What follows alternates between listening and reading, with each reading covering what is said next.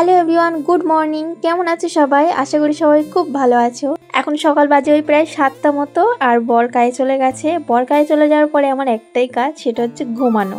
আমার এই ল্যাদখোর life, boring লাইফে আমার এই একটাই কাজ, সারাদিন পড়ে পড়ে ঘুমানো। এছাড়া তো আমার কোনো কাজই নেই। কিন্তু সারাদিন পড়ে পড়ে ঘুমালে কি হবে? খেতে দেবে কে? সকালের খাবার, দুপুরের খাবার, রাতের খাবার। সারাদিন যদি ঘুমিয়েই থাকি, রান্না বান্নার কোনো আর খেয়ালই থাকবে না, ঘর এইভাবে পড়ে থাকবে। তাই কোনো ভাবনা চিন্তা না করে 8:30টার সময় উঠেই পড়লাম।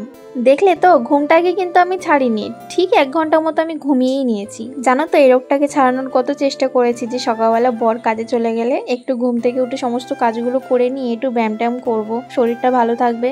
কিন্তু তা না, ঠিক বরের কাজে চলে যাওয়ার পরেই আমার বেশ ঘুম চলে আসে। তখন মনে হয় ওই বাসি বিছনায় আরেকটু ঘুমিয়ে নিই। প্রত্যেকদিন নানান রকম মাথার মধ্যে অন্যান্য রকম বুদ্ধি খেলে আর অন্যান্য রকম কাজ করতে যাই, আর আমার ঠিক এইরকমই অবস্থা হয়। একটু স্টাইল করে পর্দাটা খুলতে গেছিলাম আর আমি পর্দা ছিঁড়েই একেবারে পড়ে গেছি। আসলে এই পেরেকের এই জায়গাটা না অনেক দিন থেকে এরকম হয়ে রয়েছে, বারবার খুলে যাচ্ছে। তবু ওই যে ল্যাদখোর লাইফ আর আমার আলসেমি কিছুতেই আমার পাত ছাড়ে না। আর আমি ওই জিনিসটাকে ঠিক করি না, বারবার ওটা খুলে পড়লে আমি ওখানেই আবার লাগিয়ে দিই। কী ভাবছো, জানলা দিয়ে বাইরের প্রকৃতি দেখছি? না গো, বাইরের ওই পাশে যেটা রয়েছে সেটা হচ্ছে বড় বড় কচু বাগান। তো সেই কচু বাগানগুলো আমি না বসে বসে দেখছিলাম। ক্যামেরা তোমার যতই ভালো হোক না কেন, ঘরে রং না করা থাকলে কিন্তু ঘরের এরকমই অবস্থা হয়। তাই তোমরা আমার ঘরের এই অবস্থাতেই ছেড়ে দাও আর আমার ভিডিওটাকে ফোকাস করো এবং আমার কথাগুলোকে। জানি মাঝে মধ্যে আমার কথাগুলো বেঁধে বেঁধে যাচ্ছে, কিন্তু কিছু করার নেই। আমি ফার্স্ট টাইম আর ইউটিউবে এটা আমার প্রথম ভিডিও, যেটা তোমাদের প্রথমে বলা হয়নি। তো এটাই হচ্ছে আমার কাজ। আমি কিছু কিছু কথা বলতে গিয়েও ভুলে যাই, আর এরকমই অবস্থা হয়। তো এখন উঠে জামা কাপড় মেলে দিয়েছি, আর এখন সকালবেলা উঠে আমার পেয়ে গেছে খিদে। কী বানাবো কিছু বুঝতেই পারছিলাম না। কালকে বাজারের দিন ছিল, কালকে বর হাটের থেকে মাংস এনেছিল, মাংস রান্না করেছিলাম আর লুচি করে দিয়েছিলাম। কিন্তু যা লুচি ছিল সেগুলো না সকালে টিফিনে প্যাক করে দিয়ে দিয়েছি, আর একটু মাংস তরকারি দিয়ে দিয়েছি। কিন্তু এখন নিজে কি খাবো সেটা না ভেবে রুটি করতে চাইলাম। কিন্তু রুটি করতে গিয়ে আরও একটা মাথায় কি খেললো, তখন আমি রুটিটাকে একেবারে 3 কোণের সিঙ্গারা বানিয়ে ফেলেছি।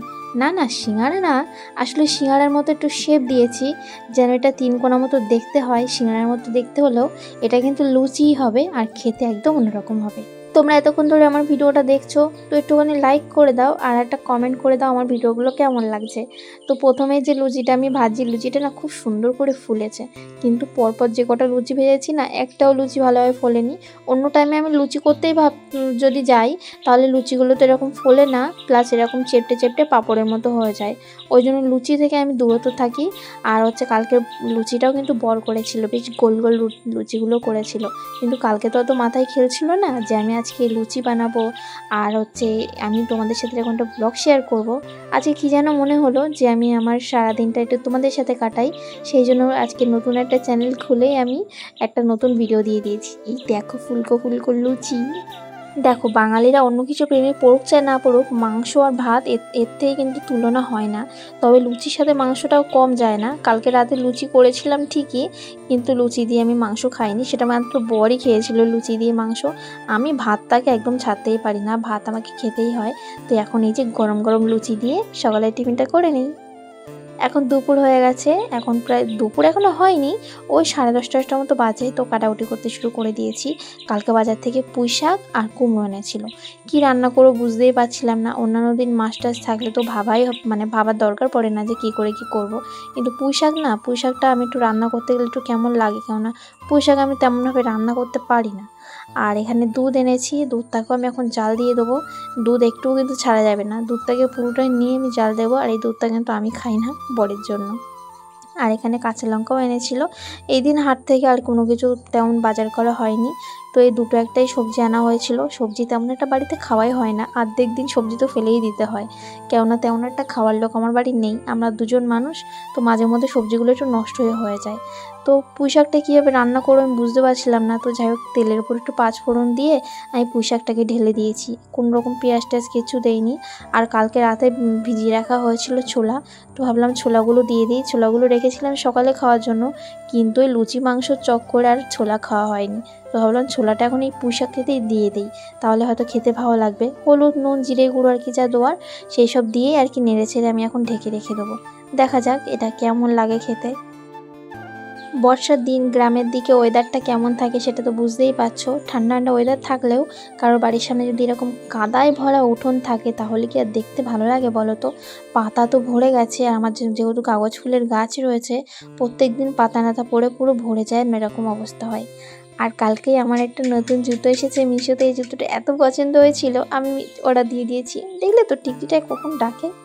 আর এখন আমার দুপুরে খাওয়ার টাইম এখনো হয়নি, তার আগে ভাবলাম একটুখানি মিষ্টি খেয়ে নিই। এখন প্রায় 12:30 মতো বাজে। এদিকে আমার কুমড়োটাও রান্না হয়ে গেছে। জানো তো, আমি আর কিছু করি চাই না করি, আমি টাইমটা ভীষণ পরিমাণে ফলো করি, কেননা টাইম মতন খাওয়া দাওয়াটা আমার খুবই প্রয়োজন। তাই যে আমার রান্না কমপ্লিট, দুপুর হয়ে গেছে এখন, আর খেতে বসে গেছি আমি। এখন প্রায় 1:30 বাজতে যায়। পোশাকটা রান্না করতে গিয়ে অনেকটাই দেরি হয়ে গেছে। টিভি আর খাওয়া দাওয়া দুটো আমার একসাথে চাই। যেদিন কারেন্ট থাকে না সেদিন ফোন, আর যেদিন কারেন্ট থাকে সেদিন টিভি দেখে এই কার্টুন দেখতে দেখতে আমার খাওয়া দাওয়ার একটা অভ্যাস আছে। তোমাদের কার কার অভ্যাসটা আছে বলো তো। এখন দুপুরবেলা প্রায় শুতে যাব, তখনই দেখলাম যে একদম মেঘলা ওয়েদার হয়ে এসছে। ভাবলাম কটা জামা কাপড় রয়েছে, ওটা 3 দিন ধরে শোকাচ্ছে জানো তো, কিন্তু পাখার তলায় রোদ একদমই বেরোচ্ছে না, টুকটুক করে বৃষ্টি হতেই রয়েছে। আজকে একটু রোদ্দুর দেখে বেশ মেলে দিয়েছি, কিন্তু এখন আবার মেঘলা ওয়েদার। তুলে নিয়ে এসে এখন ঘরে বসে আছি। তো এখান থেকে শুরু হচ্ছে আমার বোরিং টাইম। আমার টাইম এখান থেকে মোটে কাটতেই চায় না। যতটুকু টাইম পারি একটুখানি টিভি দেখে সময় কাটাই, তারপরে একটুখানি ঘুমাই, কারণ বেশিক্ষণ যদি আমি ঘুমাই রাতে আমার আর ঘুম আসতেই চাইবে না, তখন সারা রাত খাটে শুয়ে ছটফট করব। আর বর তো ওইভাবে ঘুমাবে, টাইম পাস করার কেউ নেই। এখন প্রায় 4টে মতো বাজে। কালকে বাজার থেকে আম কিনেছিল। আমার বর যে কবারই বাজার থেকে আম কিনতে যায় ঠকে যাবেই, তবুও কেন জানি না আম কেনা ছাড়ে না। আমি বলেছি যখনই আম পাবে, ন্যাংরা আম পেলে তখনই নেবে, তাছাড়া কোনো আম নেবে না। আর এই আমটা একেবারে খারাপ লাগছে না, টক মিষ্টি দুরকম মিক্স। কেন জানি না কথা বলতে বলতে আমার গলাটা কেমন হয়ে যাচ্ছে। আসলে এত বকবক করার আমার অভ্যাস নেই, কারোর সাথে সারাদিন তো কথাই হয় না, সারাদিন ঘরের মধ্যে একা একা থাকি, কার সাথেই বা বকবক করব। তবে মানুষ পেয়ে গেছি, তোমাদের সাথে এখন বকবক করতে পারবো আমি সারাদিন। আর একটু ছাদের উপর এসেছি, এখন প্রায় বিকেলে 5টা মতো বাজে। আর ব্লগটাও এই পর্যন্ত শেষ করে দেবো, কেননা আমার কাছে শেয়ার করার মতো কিছুই নেই। এই বিকেল হয়ে গেছে, সন্ধ্যে থেকে আবার সেই টিভি খাওয়া দাওয়া, এর বেশি আমার কাছে আর কিছুই করার নেই।